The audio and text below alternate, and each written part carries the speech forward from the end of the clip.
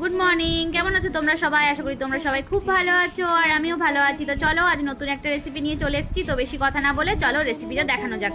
তো দেখো বন্ধুরা, ফ্রিজে কিন্তু কয়েকদিন আগে থেকে এই ছোলাগুলো ভিজিয়ে রাখা ছিল। তো সকাল থেকে ভেবে পাচ্ছিলাম না কি রান্না করব, তো এই ছোলাগুলো দিয়ে কিছু একটা করে নেওয়া যাক। দেখো ছোলাগুলো আমি এখানে মিক্সির জারের মধ্যে নিয়ে নিয়েছি আর তার সঙ্গে কয়েক টুকরো আদা আর লঙ্কাও কিন্তু নিয়ে নিয়েছি। এবার মিক্সিতে কিন্তু ভালো করে ঘুরিয়ে নিতে হবে, এরকম রাখলে কিন্তু হবে না, একটু ভালো করে পেস্ট করতে হবে। তাই কিন্তু আমি এখানে আরেকটু জল অ্যাড করেছি আর ঠিক এরকমভাবে পেস্টটা তোমরা বানিয়ে নেবে। আমার জলটা একটু বেশি হয়ে গেছিলো। তারপর এর মধ্যে আমি পরিমাণ মতো লবণ, হলুদ আর চানা মশলা একটু দিয়েছি আর কুচি করে রাখা পেঁয়াজ, এটা দিয়ে ভালো করে মিক্স করে নিয়ে কড়াইতে তেল গরম করে আমি কিন্তু এগুলোকে খুব ভালো করে ডিপ করে ভেজে নেব।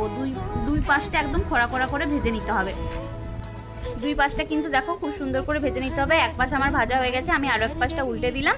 তারপর দুই পাশ ভাজা হয়ে গেলেও আমি তুলে নিলাম আর একটা টেস্ট করেও গরম গরম দেখে নিলাম। খেতে কিন্তু হেভি হয়েছে। আর এখানে দেখো আমি কিছু সবজি কেটে রেখেছি। সবজির মধ্যে ছিল হচ্ছে ঝিঙে, আলু, টমেটো আর পেঁয়াজ।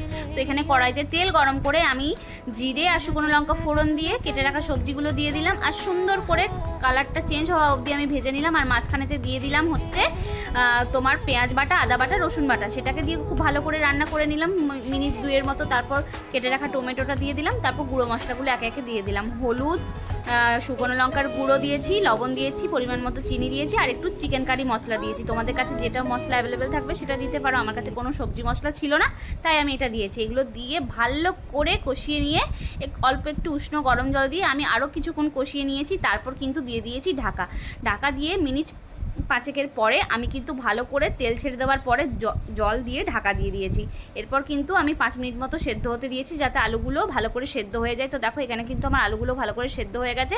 আর এখানে তারপর আমি ভেজে রাখা বড়াগুলো দিয়ে দিলাম। আর এখানে বাবানকে জিজ্ঞেস করছি, বাবান বলছে খুব সুন্দর হয়েছে বড়াগুলো খেতে। তো চলো এই রকমভাবে করে নিতে পারো তোমরা একটা ইউনিক রেসিপি। তোমাদের এই রেসিপিটা কেমন লাগলো কমেন্টে কিন্তু আমাকে অবশ্যই জানিও। আমাদের কিন্তু খেতে সবার খুব ভালো লেগেছে। চলো নতুন ভিডিওতে